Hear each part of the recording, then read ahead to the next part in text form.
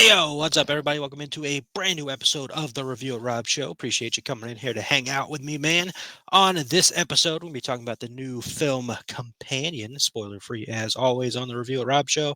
Then all kinds of news to talk about. We got horror news to talk about, we got DC news to talk about, and some other little bits and pieces to talk about, man. So appreciate you as always hanging out with me. We're going to talk about Companion real quick. Take care of some business here. The Thrill Me Podcast Network has turned into Thrill Me Retro. It's going to be an awesome, fun time over here with all kinds of great shows lined up. I'll be doing a Power Rangers show over here, so it's going to be a good, fun time as always. Love the Power Rangers, as you can see back there. So can't wait to talk about that. The classic Mighty Morphin Power Rangers show as well. I have a brand new show, 3 episodes deep now, called Into the Fog with Wolfman Rob, where I'm talking about the history of Halloween Horror Nights. So if you can do me a solid and check those shows out, as that would be very much appreciated, man. But without further ado, let's go ahead and jump into this. There is your beautiful poster for the film Companion. It is rated R for sexual content, language throughout, and strong violence. Film runs in at 1 hour 37 minutes. It's classified as a mystery plus thriller horror sci-fi comedy film. In this movie, New Line Cinema, the studio that brought you The Notebook, and the unhinged creators of Barbarian, cordially invite you to experience a new kind of love story. Dot. So that is the official synopsis for the film Companion, man. So going into it, there is, a lot of interest. I remember that one trailer, the original trailer, the teaser trailer, if you will, that came out a while ago that played a lot in theaters. Like that trailer played a good bit. But every time I watched, I'm like, yes, man, this wasn't a speak no evil situation. Like every time that trailer played, I was like interested. I'm like, what is going on with this movie? I remember seeing Barbarian, even though I think Barbarian's very highly overtalked. It's still an okay movie. And then I was like, they did some crazy things in that movie. What are they going to do in this movie, especially where you're showing me in the trailers some stuff that's going on and all that stuff. However, unfortunately, the the marketing team put out a second trailer for this movie, which kind of ruined uh, the big mystery of the movie to a degree. Didn't ruin the movie itself, but it ruined the mystery of the movie. So it was kind of up against something like I was like, man, I wish they didn't reveal that going into the movie.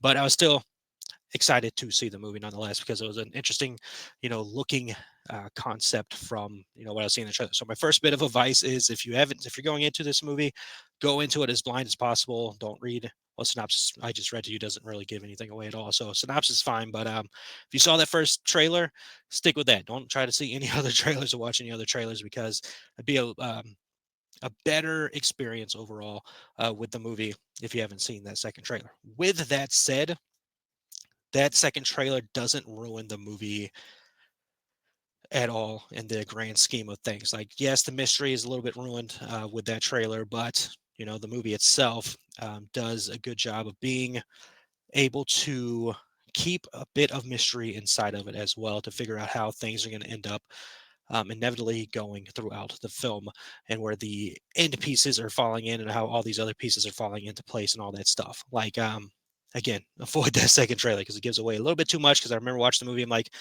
okay, I see where these things are going because I remember seeing them in the trailer. So I'm getting that aspect, but it was just like one or two spots. Other than that, the whole movie itself was interesting enough to keep you on the thriller side of trying to figure out how they're going to make this work between all the people that are going on here. And again, as always, speaking around myself, not to spoil anything. So, basic idea: group of friends are going off to have a hangout session, as you do in these horror movies.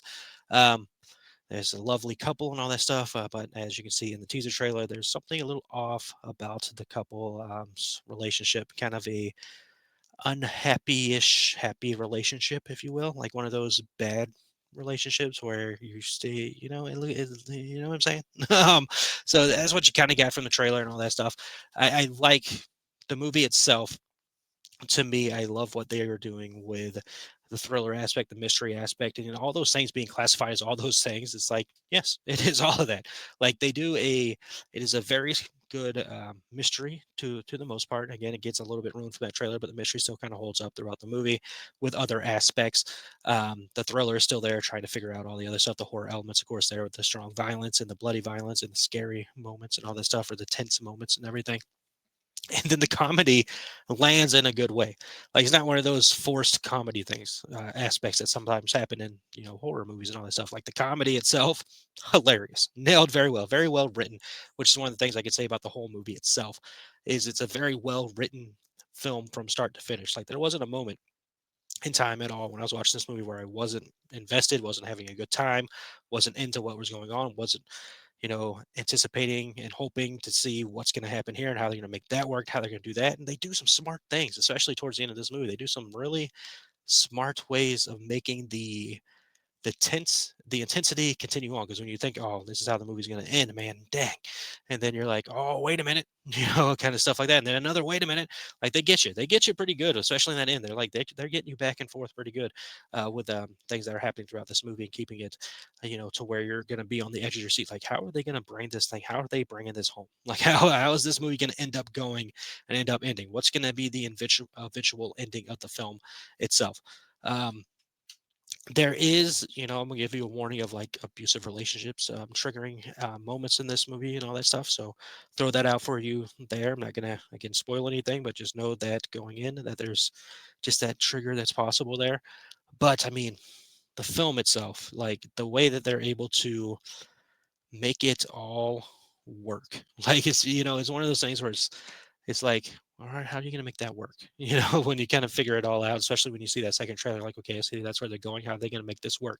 How are they going to make all of that stuff flesh out? And the way they do it is that by making a script that makes perfect sense, a script that is serious but doesn't overly take itself too serious, a script that knows how to deliver on the mystery and the thriller aspect, as well as giving you those comedic elements to make you laugh, and just real laughs, and that's stupid nonsense laughs. Like they do a good job. Very well written film. Um, and very well acting. Like I cannot sit here and I praise uh, Sophie Thatcher enough. Like she is. Just want to make sure I'm saying her name right, because I know it's Sophie, right? Come on, where'd it go? Sophie. This is the review at Rob Show in a nutshell. I know. I'm pretty sure it's Sophie Thatcher. Yeah, Sophie Thatcher. Like I can't praise her enough. Like the first time I saw her in a film was last year with Heretic, and if you saw the recap where I was ranking all the films I saw last year, you know that that movie was pretty high on the listings because of both of those ladies in that film being great actresses, and she is just absolutely incredible, and so much to the point of where I was watching, something early on social media from the director of the movie talking about scenes, and talking about how she's able to cry on cue, especially out of one eye. She can pick which eye she can cry out of, just one drop of you know tear coming out, and just being able to hang in there and all that stuff. Because normally, like in acting and movies, they'll have somebody that helps to like blow a straw or something and make you cry, or if you put like a little droplet thing there that make it fall in time and all that stuff. Like she's able to cry on cue. Like her mannerisms, the way she walks in the movie, and the way she's paying off her character and playing that character perfectly. Like she understood the character that was on that script, and she delivered 100% of that character. Her opposite in the movie, Quaid, Jack Quaid, great, does a good job in the movie of playing the character that he needs to play. Not going to talk too much about certain things, obviously, because of spoiler territory, but he's doing a good job. Like he does a really good job. Of course, I think most people probably know him from The Boys. A couple years ago, he was in Scream 5, but it was called Scream. Like he's a good actor. Like those two, they work perfectly together. They got really good chemistry together, and then you could say that about the whole main cast in this movie. Like the chemistry of all these characters is just fantastic. Like I can't, like if you can't tell already, this is my favorite movie I've seen this year. I think this is number 7 for me this year, and it, immediately number 1. Like it's freaking probably one of the most well put together films that's come out in a January for a while. Like especially compared to last year. Like this movie is everything it needs to be, and then some. Like it delivered on something that you would think would be an insane thought, and just flipping works from start to finish, man. So that whole movie was excitement, it was mystery, it was thriller, it was comedic, it was fantastic. I'm not gonna use the word perfect. Perfect's one of those strong words to use, but I wouldn't be wrong in saying it. Like it's a film that honestly blew me away that whole time I was in there. Like there's nothing I can nitpick other than the trailer. Like other than the marketing of that second trailer, there's nothing that I can honestly nitpick about this movie at all. Like it is just wow from start to finish. It is just perfect. The way they make everything make sense and how it all works out and how it just, again, nuts idea, but paid off by all means. So good to see that it's getting very positive reviews all around. A lot of people are liking this movie and all that stuff. And they bug out when I can't wait to see Sophie Thatcher in more things. Like she's immediately on that list of actresses where I'm like, if she's in it, I'm watching it because I know that lady knows what she's doing, So can't wait to see more stuff for her. But that is my opinion and thoughts on Companion. If you saw it over the weekend, let me know in the comments what you were thinking about that movie. And that's all I saw. So I do have some other reviews to come for you. I did say I'll talk about Grafted and then Flight Risk. I'll get those eventually out. Last week was insane, but at the same time, you know, you know, especially with Flight Risk, do we? But I'll try that. But that's that. All right. So going from there, let's jump into horror news, which is the biggest news in horror since the last time we talked here is, of course, the casting of Scream 7 has been popping off. And the last two castings have been very questionable and kind of just adds to the insanity and the WTF is going on over there with this movie. We do know that Kevin Williamson is back, so obviously he wants to play with his toys and the stuff that he helped create and the stuff that he was behind and all that stuff. But what I'm getting at is, I believe his name's Scott Foley. Maybe I'm getting that wrong. Sorry, but I believe it's Scott Foley, who he is returning to the franchise. He was the first announced returning character, other than the before characters announced. He was just announced.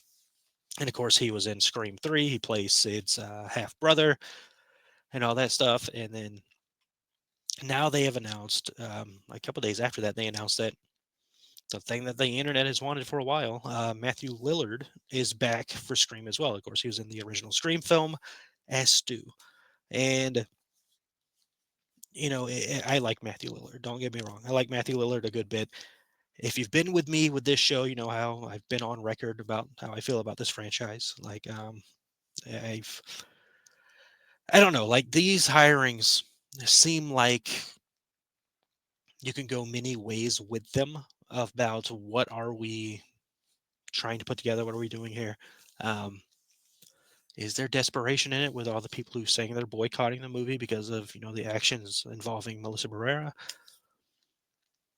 It seems like that because it would be a much bigger thing if it's like, hey, Matthew Lillard just shows up in the movie as opposed to we're announcing he's going to be in the film. Like that's a thing. But again, I like Matthew Lillard. I'm not upset that he's in the movie by any means. I'm just kind of worn out on that franchise. But it's like, what's the ultimate goal here? Like, what is the plan? Is this going to be my buddy Zach? Make sure you check out his show. He has the Death Curse Club. I'm sure he's going to talk about this casting as well on there. But is this going to be? And he brought this up to me about how Sydney saw her mom in one of the Scream movies, and is this going to be the same thing? Is this going to be like Melissa Barrera, who saw a ghost as well? Is that the aspect? Is Sid just having like a nervous breakdown again? Is she seeing previous Ghostface? Which if she is, mother flipping Emma Roberts better be in this as well. Like she better be in the.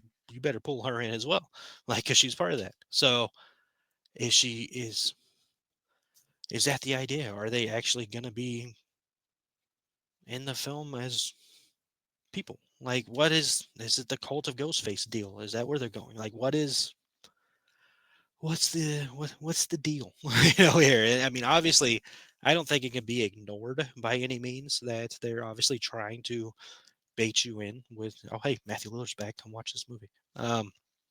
Plus it very much helps them that they release in February. These this kind of helps them a lot when there's really no real competition in February. Is like February is normally a calm month. January is very calm. February picks up a little bit, but still a calm month, even though we're going into February right now with Captain America getting ready, ready to come out. We have some interesting movies getting ready to come out in February, but February is not like huge times. Like if this movie came out later in the year or something like that, and they had actual competition, who knows? But I mean, again, good for them, marketing and all that stuff wise, putting it out in February where it's not going to be a ton of competition for them.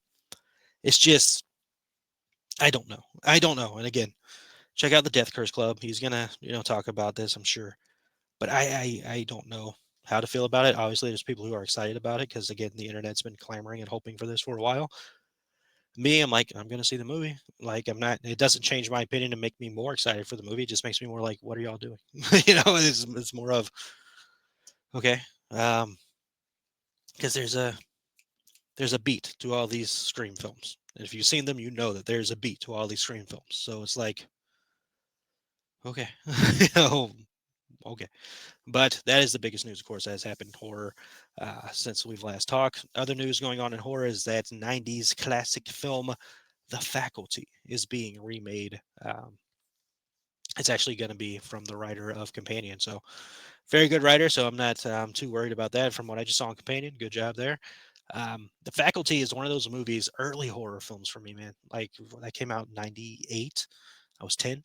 So, like, that's early horror movies for me and all that stuff. And I like that movie a good bit. I haven't watched it in quite some time, but I did like that movie. I like that what they were doing. I thought it was good. It was a little creepy and all that stuff. Um, so them redoing that and remaking it, like it's a, as you can tell from the name, faculty. So it was like kids in, I think it's high school, and they're like suspecting that there's something wrong with the teachers and all that stuff, and it's just creepy and all that. Like it's a solid movie. Like that's a solid '90s horror film. So them remaking it, that's cool. Can't wait to see what they're gonna, fully do with that. Again, I've been well on record about how I feel about remakes. I don't care if a movie is remade at all. Like it does absolutely nothing to the original film. So just cool. Somebody taking a stab at it and seeing how all that goes. Um, there's a bit of a teaser that came out today with Final Destination Bloodline. So I think we're getting close to a trailer for that. That's of course coming out later this year. And then the Insidious film that was supposed to come out this year, we've heard absolutely nothing about, has been pushed to 2026. So that's the news there. Um, so that's horror news. DC Land, where the big thing to talk about right now is extremely annoying. It's rightful in a way, but it's extremely annoying, especially the timing of everything. So the estate of, let me pull this up real quick because I don't want to mess this person's name up. The estate of Joseph Schuster, who's of course behind the creation of Superman and all that stuff, is suing Warner Brothers and DC Comics because obviously there's a Superman movie coming out later this year and it's going to territories outside the country where apparently Warner Brothers and DC doesn't have the right to release a movie and stuff like that. And they're now suing, of course, because they want the money and all that stuff. And Warner Brothers is fighting back. What was Warner Brothers' statement here? Warner Brothers spokesman says they will vigorously defend their rights. So why now? Why? Of all this time that we've been waiting and getting excited for Superman film and all that stuff, like, oh, it's getting close to coming out. Let's sue them all of a sudden, even though we didn't know that this movie was on the way already. Like, you didn't know they were making a Superman movie. It's like the worst kept secret in the world. I think that's been talked about the big time. DCU's restarting. Superman's the big movie that's going to help start that. Now, all of a sudden, we're a couple months away from it starting. It's like, oh, we're suing them. The greed of the world. Again, he's the. It's. I don't know. I don't know. I don't know the full details. I'm sure, obviously, because DC's done better. Warner Brothers has done better with giving credits, like why you see Bill Finger and all that stuff on Batman credits and everything. But what a mess! Like what a mess. And then if this doesn't get solved, the movie's not going to release everywhere. It's not going to release in other countries. And then stupid morons on the internet are going to be like, "Oh, DC fails again." Yeah, oh, DC didn't hit at the box office. Not taking in and count the fact that it's not releasing in other countries. I'm sure this will all get solved before time. They'll pay the Schuster um, account and all that stuff. But man, what a just pain. Like what an unnecessary pain to have to deal with. I mean, he's in his rights. He's the creator of the character and all that stuff. So he's in his rights, but the timing is just extremely suspect and very annoyingly stupid. That's the way I'll put that. But that's going on right now, and I'm sure it'll get resolved before Superman comes out. But if it doesn't, I don't want to hear any of you idiots on the internet complaining about the box office of Superman because it's highly being affected by the fact it's not going to be released in other countries. but that doesn't matter to idiots on the internet, especially the Snyder bots. All right, let's see. Going from there, last bit of thing to talk about here in DC is Lady Gaga was asked about Joker 2, and she gave like one of the best answers of all time, revolving around this stuff, man. Like she gives a great answer when asked about what happened with the Joker 2, saying, "quote People just sometimes don't like some things. It's that simple. I think to be an artist, you have to be willing for people to sometimes not like it, and you keep going even if something didn't connect in the way that you intended. When that makes its way into your life, that can be hard to get control of. It's part of the mayhem." End quote. But she's right. Like Joker 2 was a definite change from the first Joker movie, and a lot of people met that with a lot of criticism because they can't accept, like change or stuff like that. The movie itself is not honestly not that bad. Like, I would prefer they would have stayed in like the same vibe of the first movie and all that stuff. And there's bits and pieces in two where they stick around there, but for the most part, it's around, it's around it being a musical, and people don't like musicals all that much. I mean, obviously Wicked's doing very well, but for the most part, you hear people on the internet just don't like musicals, and they don't bill things as musicals too much anymore when they are, and all that stuff, because the backlash that musicals get for some godforsaken reason. But again, Joker 2 wasn't that bad of a movie. It wasn't. It was like 25 on my list of films that I saw last year, but and I haven't been in a rush to rewatch the movie or anything like that since it's come to Max, but it's fine. But I like the way she goes into that, and the way way she's talking about that. Like it's true. Like it's some people just don't like it when you do something different, and like Joker 2 was a different take, man. So it is what it is. But I have seen plenty of people, just like when The Flash came out. I've seen a lot of people on when it came to streaming, seeing the movie, like, I don't know where the hate's all from. Some people still hate it. Some people have seen the movie and they're like, I don't know where the hate comes from. So again, movies extremely subjective things. So it is up to you to decide on whether you like a movie or not. That's why I don't talk about Rotten Tomatoes or all that stuff. It's just like, who cares? I could never look at Rotten Tomatoes and decide to watch a movie. Like that's not gonna happen. I'm gonna watch a movie because I want to watch a movie. Like I don't care what some paid for website tells you the score is. Like I don't care. Like I'm gonna watch a movie if I want to watch a movie. Like yes, you can have reviews out there. Maybe that can help you watch it quicker. I guess I don't know, but I could care less. If I want to watch a movie, I'm gonna watch it. Like that Grafted movie, it was like I wanted to watch it. I didn't see anything about it going in. Like, oh, new movie on Shutter, watching it. Like that's the way it is. Some people it's not like that. Some people they want to, you know, follow the trend. I guess I don't know. I don't know. I don't know. But that's the way the cookie crumbles. All right, and then that DC. That's it for DC news. Last thing to talk about here. Kind of excited about this, to be honest with you. Um, Den of Thieves is getting a third movie. It's been announced that a third Den of Thieves movie is in the works, which I'm into, man. Like Den of Thieves 2, I reviewed. You can go check that out if you like. Um, and it's like it's top three of the movies I've seen this year. It might be two of going back between another movie, but like I like that movie a lot. And going into it, I didn't know Den of Thieves was a thing until the sequel was announced. I saw the trailer in theaters and all that stuff. That's the first time I heard of a Den of Thieves was when I saw the trailer in theaters, like two, and then watching before seeing two, I watched the first movie and like thoroughly enjoyed that movie. And then Den of Thieves 2 came out. I'm like, freaking, I thoroughly enjoy this one too. I'm excited. And the way that movie ended, I'm like, I hopefully get another one. And we're getting another one, man. Like, good on them. Like, those are enjoyable, entertaining films. It's a good time, freaking heist action movies, mystery thrown in there. Just good stuff, man. Like, Den of Thieves, those are two solid films from Gerard Butler and O'Shea Jackson. Like, just good freaking stuff, man. I thoroughly enjoyed those. So if you're looking for a good freaking heist action movie, watch both of those and get ready for part three, because that's a good time to be had, my babies. But that'll do it. Look at that. I didn't even look at my notes, man. I remember that. The noggin's working now, man. Maybe it's because I'm doing two shows. I don't know. But the noggins, maybe because I just took a shower and I'm thinking, very, very smartly. Um, that makes it sound like I don't take a shower any other time. Anyways, anyways, that's gonna do it for this episode. So, Companion, fantastic movie. Go rush to theaters to see that movie right now. Support horror and all that stuff. It's making good money, but go support that movie. We talked at the DC stuff. We talked horror stuff, like all that. Are you excited about Matthew Lillard coming back? I'm sure you are. The internet is very excited about him coming back. For the most part, there are still a lot of people who are like boycott Scream.